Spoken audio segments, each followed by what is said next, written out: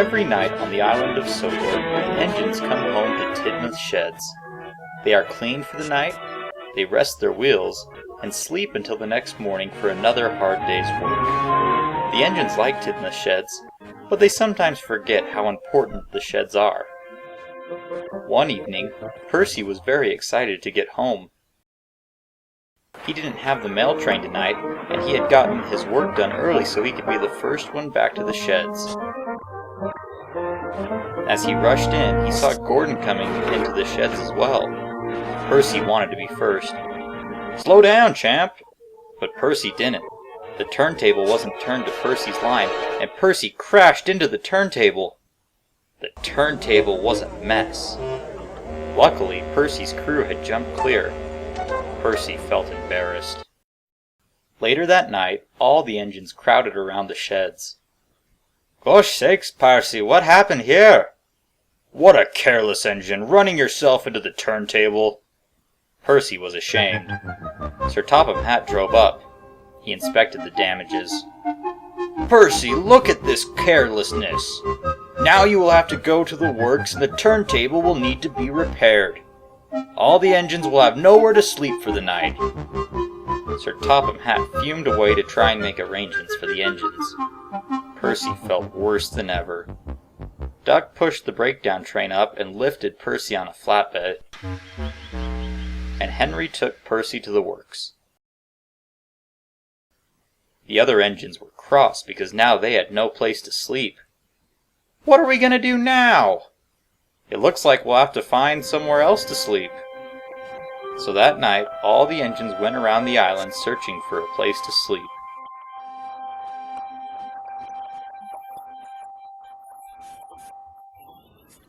Duck and Oliver slept under the cover of Kirk Ronan Station.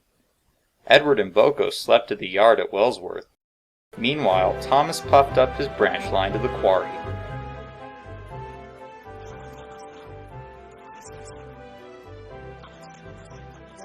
He found Toby and Mavis there. "Can I sleep here tonight?" "I'm sorry, Thomas, we don't have any more room in the shed." "Oh, but Thomas, you could sleep under the cover of the hopper if you'd like." So Thomas pushed the cars out of the way and fell asleep under the hopper. James and the Scottish twins took all the coaches out of the coach shed, then they slept in the shed, leaving the coaches out in the open. Gordon had to take the midnight train to pick up Lady Hat from the other side of the island. He didn't have time to find a place to sleep. And Percy and Henry spent the night at the workshed. During that night, a large storm blew over Sodor. It rained very hard.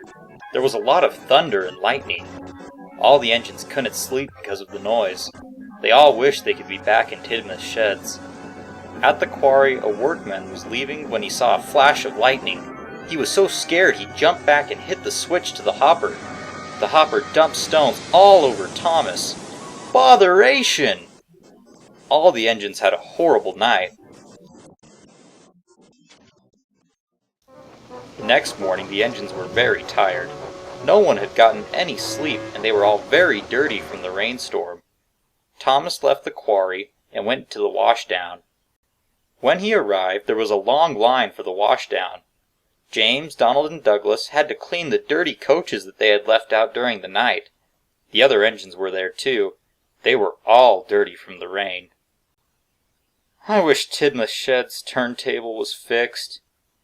He and the other engines missed the nice warm comfort of sleeping in Tidmouth Sheds. The washdown wasn't the only problem during that day.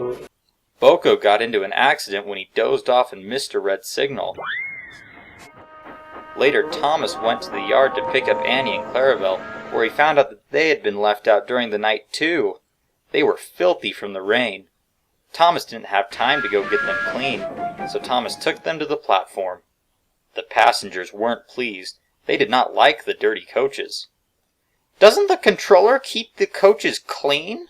Why don't they have any proper coaches, not these filthy beach huts?" the passengers complained. Annie and Clarabelle were embarrassed. Later, Duck and Oliver were double-heading a goods train. But Oliver fell asleep because he was so tired. Duck had to pull the goods train all by himself. By the end of the day, all the engines were cross. A few days later, Sir Topham Hatt called the engines to Tidmouth Sheds. Percy was sitting on a newly fixed turntable. Percy is sorry for what he did, and he wishes to apologize to all of you.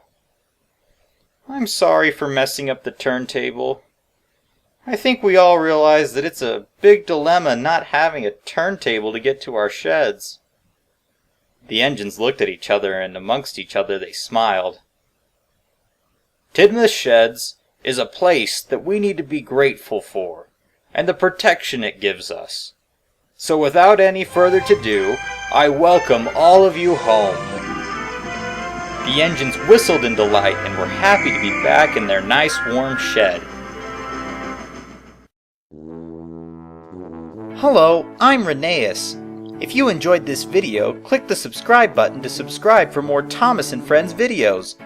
You can also check out more videos on our YouTube channel by clicking the Visit Channel button. If you want to learn more about the up-and-coming latest adventures from Sodor and to find out about the latest updates, then click the News Blog button. You can also check out the Google Plus and our Facebook page by clicking a link in the description. We hope to see you again soon. Come back often for more videos.